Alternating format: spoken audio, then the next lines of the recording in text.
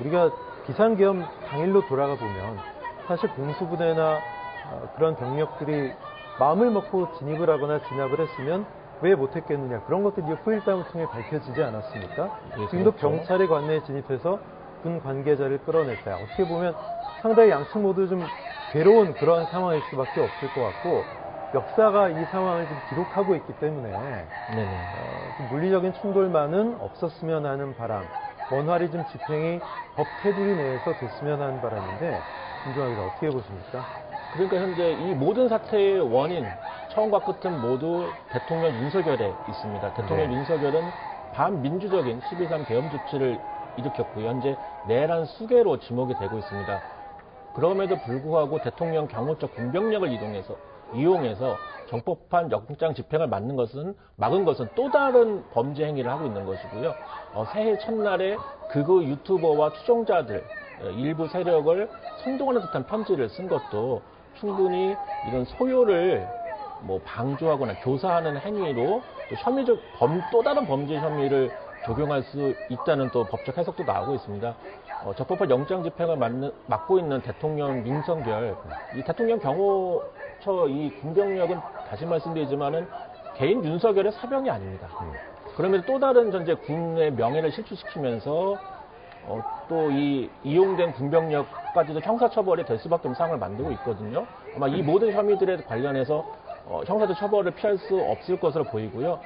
헌법재판소의 탄핵 심판에도 윤석열 대통령 입장에서 굉장히 불리하게 작용할 것입니다. 공수처에서 30명, 경찰의 50명 정도와 80명 정도가 경내에 진입해서 체포 집행을 시도하고 있는데, 대통령 측에서는 불법 집행에 응할 수 없다, 이런 입장을 지금 계속해서 내비치고 있습니다.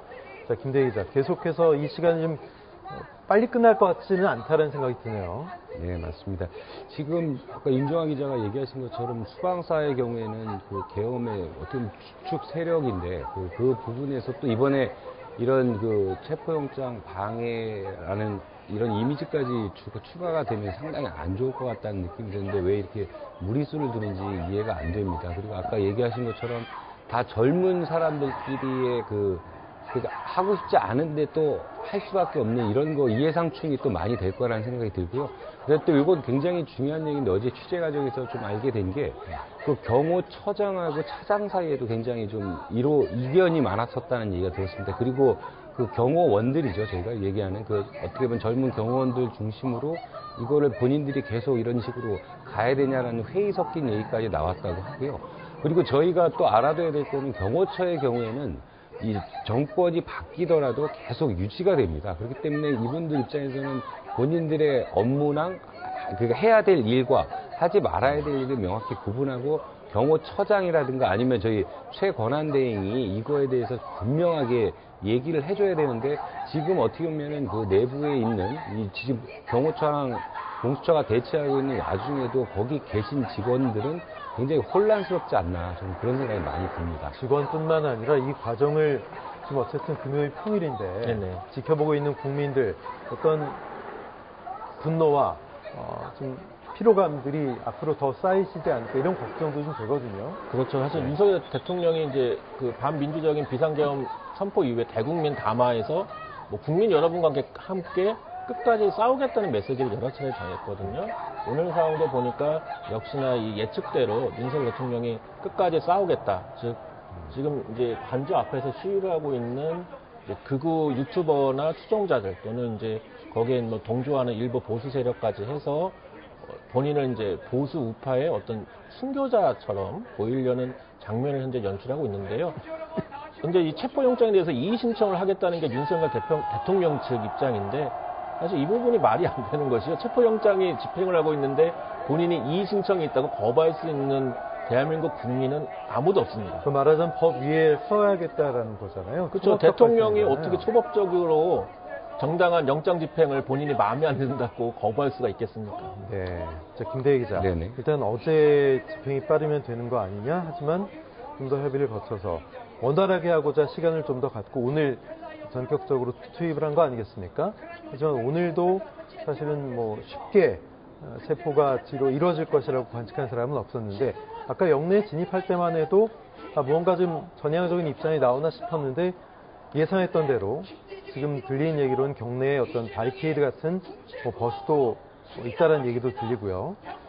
이대로 좀 대치가 양측이 길어지는 게 아닌가 하는 그런 우려와 걱정도 듭니다. 네, 아까 제가 그 팩트체크 해드린 부분, 뭐 불법 영장이라든가 영장 쇼핑, 권한쟁의 심판 불가능하는 부분에 대해서 아직도 인정을 안 한다밖에 생각이 안 되는데요.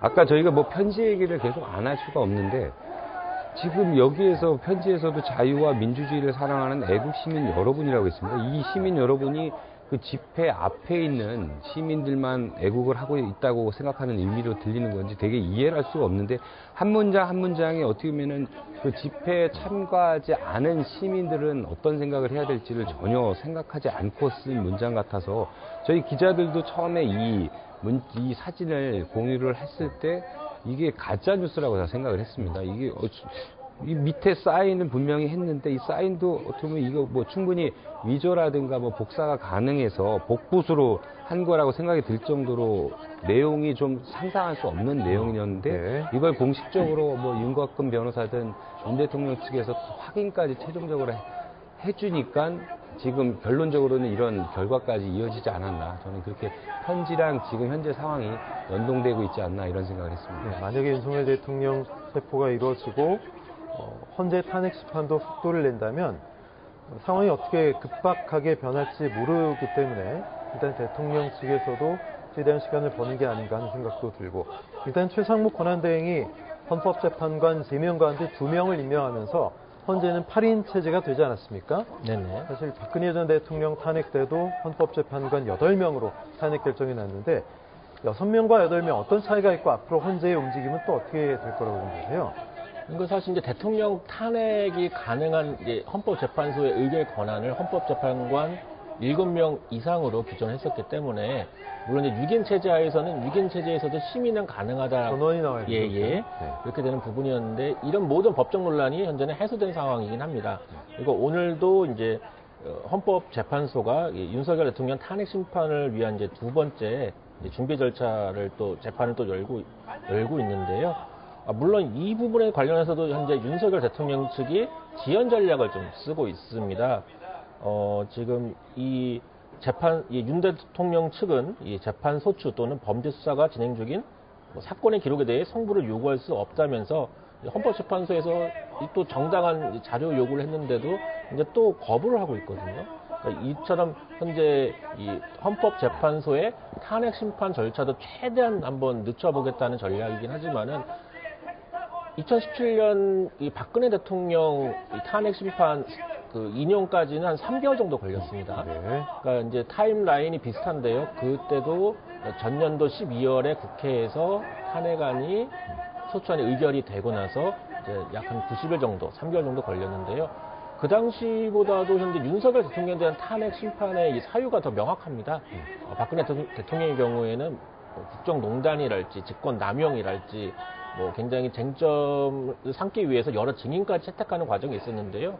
윤석열 대통령은 내란 혐의를 받고 있습니다. 그렇다면은 윤석열 대통령과 당시에 이제 국방부 장관이랄지 수방사령관, 특전사령관 이렇게 핵심적인 군 장성 몇 명 정도의 혐의 입증이나 심리로만으로도 충분히 헌법재판소가 판단할 수 있기 때문에 아마 3개월보다는 좀 더 빠르게 이르면 뭐 다음 달에도 헌법재판소가 윤석열 대통령에 대한 탄핵 심판 결정 내릴 수 있다는 관측도 이제 나오고 있습니다. 네, 대통령 측에서 시간을 벌고 탄핵 심판까지 받아보겠다. 하지만 그런 전략이라고 하더라도 사실 헌법소 의지가 있느냐 없느냐 그 과정도 상당히 중요하기 때문에 오늘같이 헌법소 의지를 내비치지 않는 그런 행동들이 헌법재판소 입장에서 봤을 때 나온다면 결과적으로 대통령 측에 불리할 수밖에 없을 텐데요. 맞습니다. 일단은 지금 뭐 민주당 쪽에서는 구인 체제로 계속 주장을 하고 움직임을 보이고는 있지만 현재 8인 체제로도 아까 윤종아 기자가 얘기하신 대로 충분하다는 입장입니다. 무엇보다도 명확하기 때문에 그런 건데요. 박근혜 대통령 경우에도 8인이 박근혜 대통령 탄핵을 인용했습니다. 그러니까 헌법재판소법에 보면 7인 이상이 참여하면 심의가 가능하고 그중에 6명 이상만 동의하면 결정을 내릴 수가 있는 건데요. 그러니까 8인 체제로도 아무런 문제는 없습니다. 당장 헌법재판소에서는 내일 변론준비기일, 2차 변론준비기일부터 조한창 정계선 재판관을 투입하겠다 그런 얘기가 나오고 있습니다. 그러면 당연히 이 현재의 탄핵 심판 결정은 속도를 낼 수밖에 없는 건데요. 다만 이제 문제는 이 변론 기일에서 이제 얼마나 많은 증인들, 참고인들 이런 사람을 불러내서 그 내란 혐의라고 하는 것의 실체를 헌재에서 결정할 것인가 이게 훨씬 더 중요한 문제가 되고 있습니다. 박근혜 대통령 당시에도 10번 이상의 변론 기일을 진행했는데요. 이번에도 아마 상당한 정도로 더군다나 윤석열 대통령이 구체적으로 어떤 지시를 했다라고 사령관들이나 군 수뇌부가 얘기를 하고 있기 때문에 그런 부분에 대한 부분을 확인하는 게 꽤 기일이 좀 길게 진행되지 않을까라는 생각이 듭니다. 또 근데 이거랑은 별개로 이번에 그 헌재 재판관들이 공통적으로 좀 얘기하고 전해지고 있는 얘기로는 이게 TV상으로 우리뿐만 아니라 모든 국민이 다 두 눈으로 확인한 상태에서 우리가 이걸 정리하는 차원 아니냐라는 식으로 어떻게 보면 굉장히 조금 이걸 엄중하게 생각을 하고 있는 것 같습니다. 그렇군요. 지금 윤석열 대통령 측에선 공수처에 대해서 불법 무효 체포영장 집행이고 이거를 막겠다, 응하지 못하겠다라는 입장을 내고 있고 권성동 지금 비대위원장도 공수처가 무리한 현직 대통령 체포 시도를 자제해야 된다 이런 입장을 내고 있는데 글쎄요 어떻게 보십니까? 지금 그냥 단순히 현직 대통령이라고 보기는 어려운 거 아니겠습니까? 예, 그렇습니다. 현재 앵커님께서 오늘 그렇다면 체포영장 집행이 안 되면 어떻게 되냐고 절차를 물어보시는데요. 네. 사실 취재기자 입장에서도 그 부분은 명확합니다. 체포영장을 미룰 수가 없어요. 그러니까 이의 신청을 하더라도 일단 체포영장의 집행에 응하고 나서 이의 신청을 해야 됩니다. 지금 윤석열 대통령의 경우에는 12.3 이제 반민주적 비상계엄을 했던 인물로서 오늘도 역시 초법적인 존재로 본인을 좀 보고 있는 것 같은데요. 권선동 국민의힘 이 원내대표의 경우에도 오늘 체포가 너무 무리하다라고 이제 발언을 좀 했습니다. 이 부분은 이제 어떻게 보면 정치적 수사로 이해를 하면 될 것 같고요. 관련해서 더불어민주당에서는 권선동, 윤상현, 나경원 의원 등을 내란 선전 혐의로 현재 경찰에 고발을 했습니다. 네. 명확하게 지금 현재 내란의 수괴로 대통령 윤석열이 지목이 된 상태고요. 이제 수사를 받게 될 것이고 이제 기소가 되고 법적 처벌을 이제 예정이 된 이제 상황입니다. 이 속에서 12.3 비상계엄 조치를 옹호하거나 또 다른 내란을 선동하거나 하게 되면 굉장히 무거운 처벌을 받게 됩니다. 새해 첫날에 윤석열 대통령이 극우 유튜버와 추종자들을 향해서 편지를 보냈었고 윤 대통령 측 변호사가 오늘과 같은 영장을 적법하게 진행하는 공수처나 경찰 인력에 관련해서 시민 역시 체포할 수 있다는 굉장히 비상식적인 발언을 했거든요. 이 모두가 다 선전, 선동, 교사에 다 해당이 됩니다. 그렇기 때문에 오늘 이것도 혼란 상황을 윤석열 대통령이 자초했고 또 다른 형사처벌에 혐의가 더 추가됐다 이렇게 볼 수 있습니다. 네, 공수처의 이대환 부장검사는 오전 8시 2분에 관저에 직접 진입을 했고 사실 부장검사가 직접 이렇게 체포 단계에서 현장에 가는 것도 어떻게 보면 현직 대통령이기 때문에 또 중요한 피의자이기 때문에 할 수 있는 그런 움직임이고 공수처장은 현재 과천 공수처에서 이 상황을 좀 진두지휘하는 것 같아요. 맞습니다. 윤 대통령 조사에는 이대환, 차정현 또 부장검사가 투입되는데요. 일반 검사실 정도의 크기 또 맞은편에 휴게실도 준비는 된다고 합니다. 근데 이번에 구성을 보면은 일단 주인 검사인 차정현 부장검사가 조사를 담당할 예정이고요.